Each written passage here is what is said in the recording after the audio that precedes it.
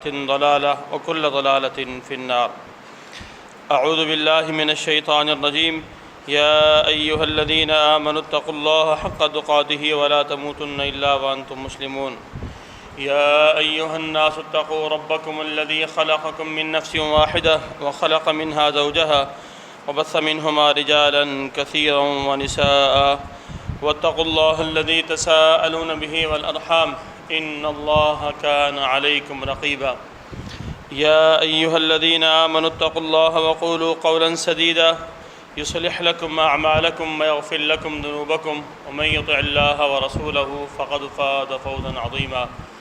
من يطع الله ورسوله فقد رشد واهتدى ومن يعص الله ورسوله فقد ضل وغوى. أعوذ بالله السميع العليم من الشيطان الرجيم. بسم الله الرحمن الرحيم.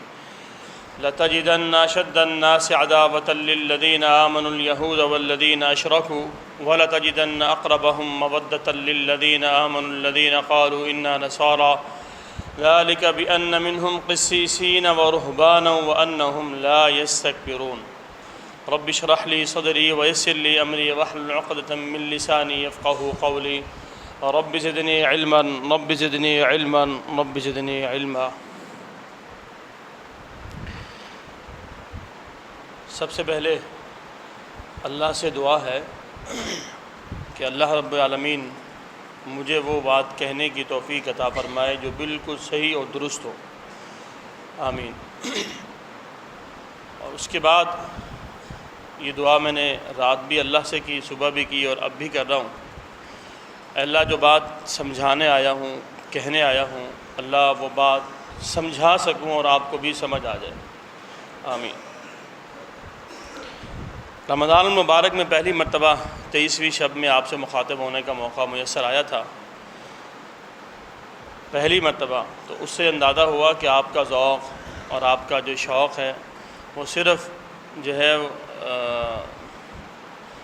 مترنم شوق نہیں ہے، کچھ فہم بھی ماشاءاللہ یقیناً آپ کے اندر وہ چیز موجود ہے جو سمجھنے اور سیکھنے والی ہے، بڑی کمال کی. اور اسی نے انکریج کیا مجھے کہ آپ کے سامنے آج ایک ایسا موضوع رکھ سکوں اور ایک ایسی بحث آپ کے سامنے رکھ سکوں جو اس وقت بہت ضرورت ہے اس کی. شاید ہماری غفلت اور ہمارے مصائب کا حل بھی شاید اس کے اندر موجود ہو جو بات آپ کے سامنے رکھنے جا رہا ہوں. یہ تمہیدی گفتگو ضروری اس لیے ہوتی ہے کہ آپ بھی ذرا مستعد ہو جائیں کہ یقیناً جو بات آپ کے سامنے کی جا رہی ہے، ایک تو یہ سٹیج بڑا معتبر ہے اور یہ ممبر بڑا معتبر ہے اور الحمدللہ اللہ کی توفیق سے، تو اس لیے یہاں سے کی جانے والی بات غیر معقول بھی نہ ہو اور صرف قصے کہانیاں بھی نہ ہوں، اور حقیقت میں کہ ایسی بات آپ تک ڈیلیور کی جائے جو واقعی ایک ہمارا فہم قرآن اور سنت کے روشنی میں سامنے آئے. آج کی میری گفتگو کے 3 پوائنٹ ہیں. ایک پوائنٹ پہ ہم بات کریں گے اور کوشش کریں گے کہ پوائنٹ ٹو پوائنٹ ہم اپنی گفتگو کو رکھیں اور جو بات آپ تک پہنچ سکے پوائنٹ ٹو پوائنٹ پہنچے گی تو ڈیفینیٹلی وہ آپ کے ذہن میں بھی بیٹھے گی، انشاءاللہ وہ سمجھ بھی آئے گی. سب سے پہلا جو پوائنٹ ہے آج کی گفتگو کا وہ یہ ہے کہ قرآن مقدس نے یہود کے بارے میں کیا تناظر پیش کیا ہے. یہود ایک ایسی قوم جس کے لفظ کی غلاظت سے بھی ہم واقف ہیں.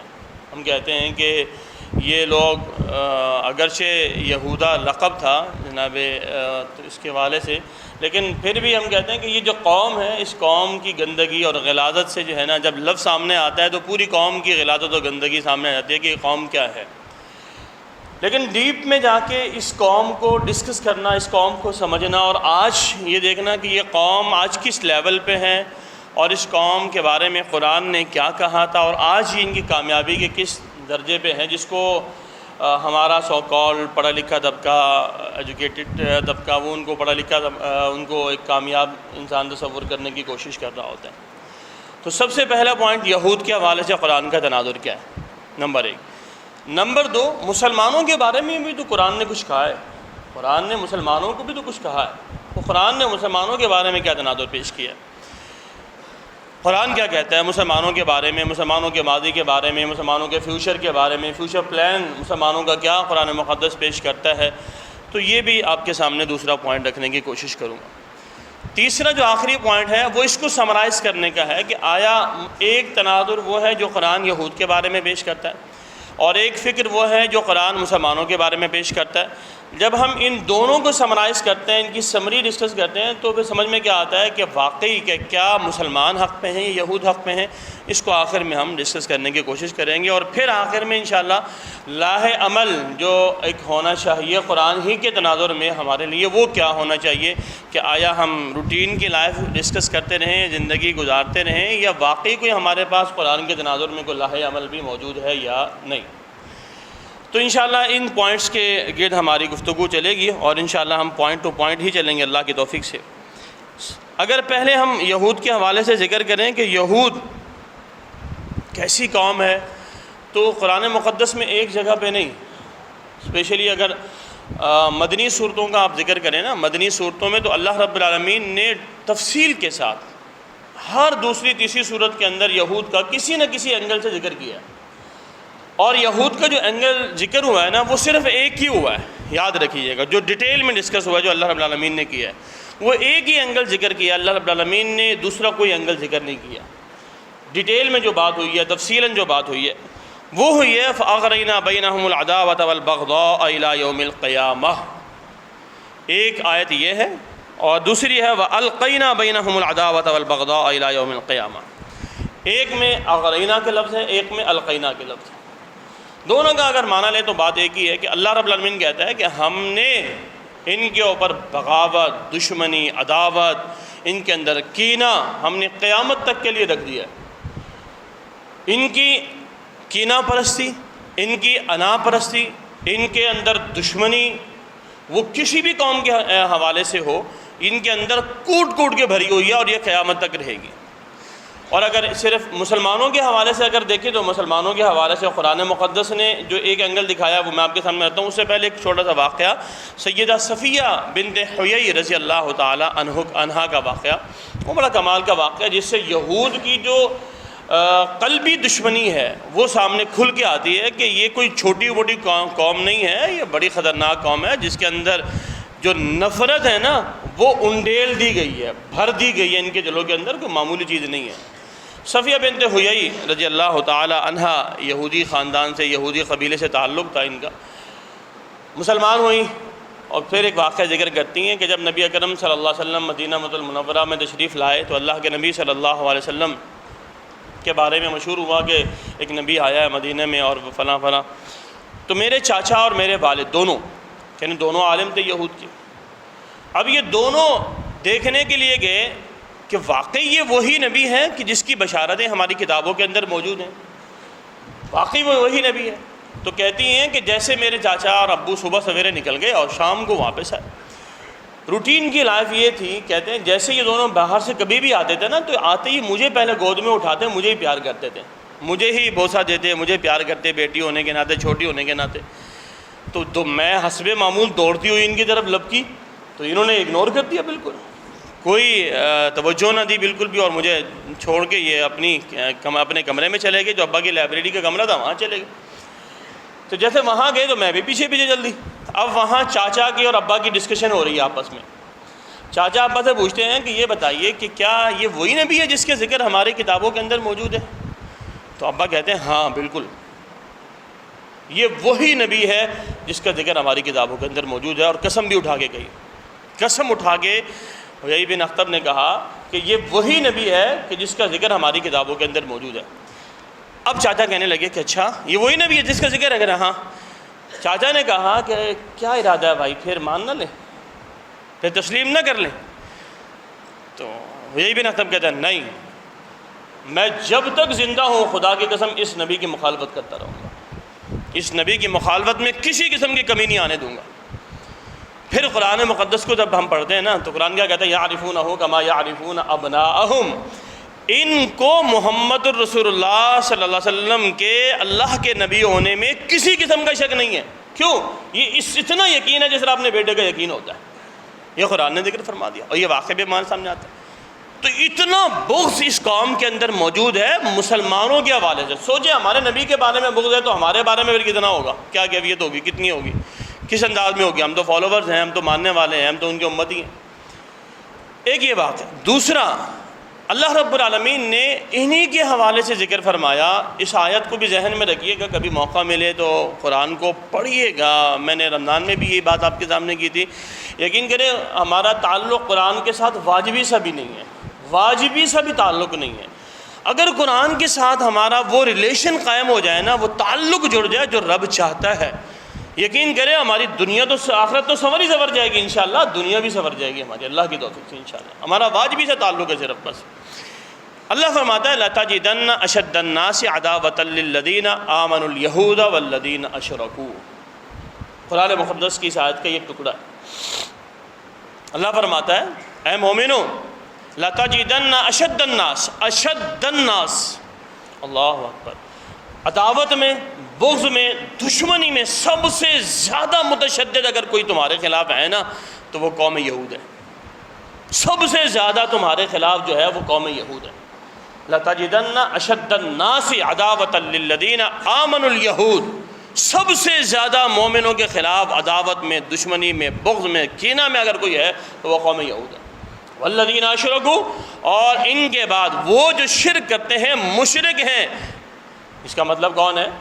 مشرک تو سارے ہی ہیں، عیسائی بھی مشرک ہے، فلاں بھی مشرک ہے، لیکن ان کے ساتھ مشرکوں کو جوڑ دیا گیا، سمجھا دیا گیا وہ مشرک جو ان کے طریقے پہ چلتے ہیں۔ ان کے بے شمار نام ہیں ہمارے معاشرے میں، ہم دیکھ بھی لیتے ہیں۔ ان ناموں کا ہم ذکر بھی کریں تو تفصیل بہت لمبی ہے۔ قوم ہنود تو ہے ہی، یہ ہندو تو ہمارے سامنے موجود ہی ہیں، اور بھی بہت ساری قومیں ہیں جو اس پیٹرن پہ فالو کرتی ہیں اور وہ ہمارے خلاف دشمنی میں، عداوت میں۔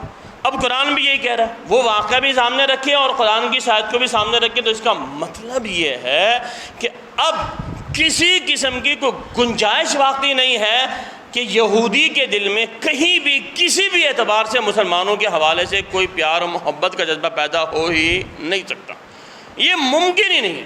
اگر ہم صرف واقعے پہ بیس کرتے ہیں نا تو پھر بھی سمجھ میں آتے تھے کہ ہاں کہیں نہ کسی نہ کسی اعتبار سے ہو سکتا ہے، لیکن قرآن نے جب سٹیمپ لگا دی، سٹیمپ لگ گئی ہے، ٹھپا لگ گئی ہے، لَتَجِدَنَّ أَشَدَّ النَّاسِ، قرآن کہہ رہا ہے، اللہ کہہ رہا ہے، جب اللہ نے کہہ دیا تو پھر اب کوئی گنجائش باقی نہیں رہی۔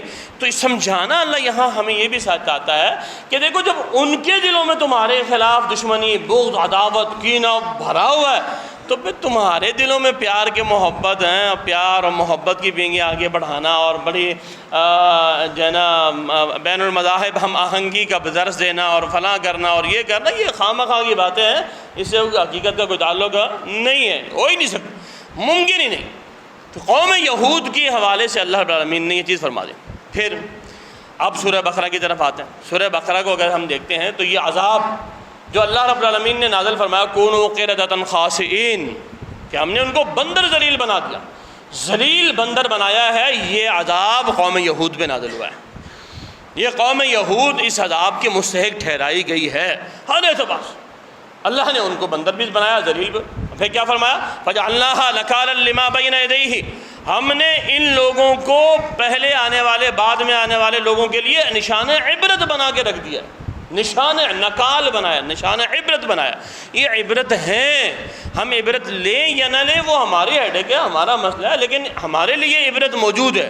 اللہ نے ان کو عذاب دے کے، ان کو سزا دے کے، ان کو جزا دے کے اللہ رب العالمین نے بتا دیا کہ واقعی یہ کام جو ہے اس لائق ہے کہ ان کو عذاب دیا جائے۔ تو قرآن مقدس نے ہمیں یہ چیز سمجھائی اور اس حوالے سے ہم دیکھیں۔ اب ہم ذرا تھوڑا سا تاریخی پس منظر بھی آپ کے سامنے رکھنے کی کوشش کرتے ہیں کہ واقعی یہ قوم، پھر اللہ رب العالمین کا ایک اور فرمان بھی آ رہا ہے، ضربت علیہم الذلۃ والمسکنۃ وباءوا بغضب من اللہ۔ اللہ فرماتا ہے ہم نے ان کے اوپر ذلت، مسکنت اور اپنا غضب جو ہے ان کے اوپر نازل فرما دیا، اللہ کا غضب بھی اترا ہے، یہ ذلیل ہیں، رسوا ہیں، ان کے اوپر تباہی اور لعنت ہے، اللہ نے لعنت بھی کی ہے۔ بلکہ سورہ مائدہ کا اگر ہم چھٹے پارے کا آخری رکوع دیکھیں تو وہاں تو کمال انداز میں اللہ رب العالمین بیان فرماتا ہے لعن الذین کفروا من بنی اسرائیل علی لسان داود وعیسی ابن مریم ذلک بما عصوا وکانوا یعتدون۔ انبیاء نے لعنت کی ہے، کوئی کسی عام آدمی کی بات نہیں ہو رہی، اللہ فرماتا ہے انبیاء نے لعنت کی۔ لعن الذین کفروا من بنی اسرائیل علی لسان داود وعیسی ابن مریم، جناب داؤد، جناب عیسیٰ علیہ السلام، ان انبیاء نے لعنت کی ہے، ان کے اوپر انبیاء کی لعنت پڑی ہے۔ جب جس قوم پہ، جس شخص پہ نبی لعنت کر دے تو آپ سوچیں کہ اس کا کیا حال ہونا چاہیے اور کتنا اس کو ذلیل و رسوا ہونا چاہیے، ہونا بھی چاہیے۔ پھر اللہ نے آگے وجہ بھی بیان فرما دی، ذالک بما عصوا وکانوا یعتدون۔ مسلمانوں ان کے اندر دو خرابیاں تھیں، اللہ اکبر۔ آج اگر ان دو خرابیوں کو جائزہ لینا، ان دو خرابیوں کا، تو آج وہ دو خرابیاں میرے اور آپ کے اندر بھی کوٹ کوٹ کے بھری ہوئی ہے، کوٹ کوٹ کے بھری ہوئی ہے۔ اب دو خرابیاں دیکھیں کیا ہے۔ اللہ فرماتا ہے ذالک بما عصوا وکانوا یعتدون، ان کے اندر دو خرابیاں، ایک عصا نافرمانی اور ان میں ایک اعتداء۔ یہ دو خرابیاں ان کے اندر کوٹ کوٹ کے بھری ہوئی تھی۔ نافرمانی کرتے تھے، جس کا حکم دیا وہ کرنا ہی نہیں، جس سے منع کر دیا اس کو کر دینا۔ اعتداء، حد سے گزر جانا، ہر معاملے میں حد سے گزرتے تھے، ہر معاملے میں حد سے۔ اسی لیے یاد رکھیے، آپ سورہ بقرہ کا جب مطالعہ کریں گے نا، تو جہاں اللہ رب العالمین نے احکامات کو بیان کیا ہے نا، آپ سورہ اس میں جب ہم روزے کے مسائل کی بات کرتے ہیں تو وہاں بھی آپ دیکھیں، طلاق کے مسائل کا جہاں ذکر آیا قرآن مقدس میں سورہ بقرہ میں، وہاں دیکھیں تو اللہ رب العالمین نے بار بار فرمایا تلک حدود اللہ، لوگوں یہ اللہ کی حدود ہے، ان سے آگے نہ گزرنا۔ بار بار اللہ نے جہاں اس قوم کا ذکر کیا اس کے فوراً بعد، جہاں اعمال کا ذکر کیا اس کے فوراً بعد اللہ نے یہ جملہ ذکر فرمایا تلک حدود اللہ، یہ اللہ کی حدود ہیں، فلا تعتدوها، ان سے آگے نہیں گزرنا، ان سے آگے تجاوز نہیں کرنا۔ کیوں؟ یہ اعتداء والی بیماری قوم یہود میں تھی تو وہ لعنتی ٹھہرائے گئے۔ یاد رکھو مسلمانوں، اگر تمہارے اندر یہ چیز پیدا ہو گئی نا، پھر تمہارا حشر بھی یہی ہونے والا ہے، تمہارے ساتھ بھی پھر یہی ہونے والا ہے کہ تم بھی پھر لعنتی قرار دیے جاؤ گے، تمہارے پر بھی اللہ کی لعنت برسے گی، یہ سارے کام تمہارے اندر بھی ہوں گے۔ ذالک بما عصوا وکانوا یعتدون، یہ دو خرابیوں کی وجہ سے قوم لعنتی قرار دی ہے قوم یہود۔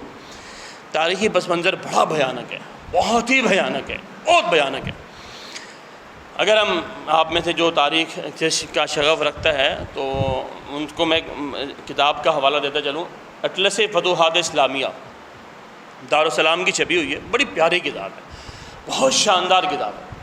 کبھی موقع ملے تو اس کو خریدیے گا، تھوڑی مہنگی ہے، ہم 2-2.5-3 ہزار روپے کی شاید کتاب ہے، تو بہرحال جب بھی موقع ملے تو آپ اس کو پڑھیے گا۔ جنگ بدر سے لے کے غالباً 1857 تک، 1857 کی جنگ آزادی تک، اس ٹائم تک جتنی بھی جنگیں مسلمانوں نے لڑی ہیں، جو مار کے سامنے آئے ہیں، اللہ رب العالمین کے طرف سے جو مسلمانوں کے یہ جنگوں کا محاذ گرم ہوا ہے، وہ ساری تفصیل اس کے اندر موجود ہے، ساری ڈیٹیل موجود ہے۔ اب جب ہم مسلمانوں کا یہ 1450 سال کا جب دور دیکھتے ہیں تو یاد رکھیے مسلمانوں پہ اللہ کی خصوصی رحمت ہے، خصوصی رحمت ہے۔ یہ پھر ایک تفصیلی ایک موضوع ہے کہ مسلمانوں کے اندر سابقہ قوموں کی کون کون سی خرابیاں موجود ہیں۔ کوئی ایک خرابی ایسی نہیں ہے جو سابقہ قوموں میں تھی اب مسلمانوں میں اب موجود نہ ہو، بلکہ ان سے کئی گنا بڑھ کے موجود ہے، کئی گنا بڑھ کے موجود ہے۔ لیکن اس کے باوجود بھی اللہ کی رحمت یہ ہے کہ اللہ رب العالمین اس قوم کو تباہ نہیں کرتا۔ اللہ رب العالمین اس قوم پہ عذاب نازل ویسے ہی نازل کرتا جیسے سابقہ قوموں پہ اللہ نے عذاب اتارے تھے۔ تاریخی بس منظر بڑا بھیانک ہے۔ سن 70 عیسوی سے ان کے اوپر عذاب کا کوڑا برسنا شروع ہوا ہے۔ سن 70 عیسوی سے جناب رسول اللہ صلی اللہ علیہ وسلم اور جناب عیسیٰ کے درمیان علیہ السلام 500 سال کا گیپ ہے۔